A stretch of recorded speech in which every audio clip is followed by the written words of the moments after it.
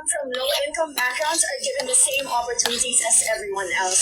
Ang kabahin sa final answer ni Atisa Manalo matapos ang koronasyon. Ginpahayag sa isa sa mga nag-resign nga judge nga ginpadaog ang Mexico. Pangod business partners ang amay sini kag ang presidente sa Miss Universe organization nga si Raul Rocha. Butang nga ilan naman ginpanginwala. Makabig naman ang 2025 bilang tuig sa kadalagan para sa RMN sa ika-28 nga KBP Golden Dove Award. Sinatagan sang Lifetime Achievement Award ang chairman kag president sang RMN Networks Incorporated nga si Mr. Eric Canoy. Ang nasambit na basidungog isa sa pinaka-prestiyoso nga pagkilala sa Philippine broadcasting industry. I always say the media business is not something that you make money on.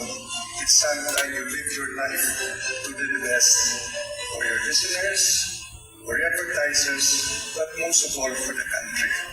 We're here to serve and will continue to serve with the company that I represent a lifetime.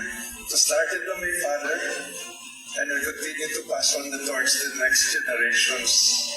So as we say in RMN, we have no other responsibility but to do public service and to do the best for our country. Thank you very much for this honor. This is where people I work with.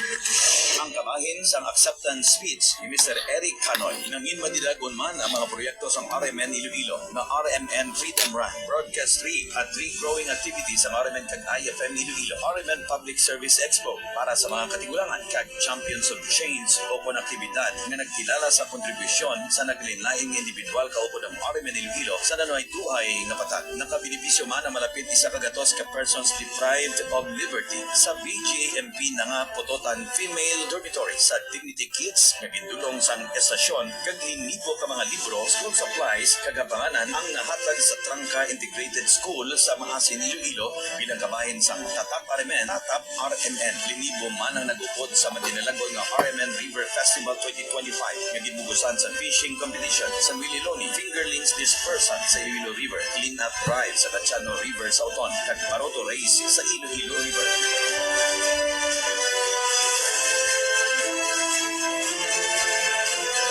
Lamang kini sa mga dialagko ang maragtason ng mga hitabo na nagbuntag sa 2025, ang tuig sang mga manok. Ang iban pa nga mga hitabo atong balikan kag pamatian sa komprehensibo na pagpatpat sa mga radyoman sa aton. Balik tanaw. The RMN Iloilo Year-End Report.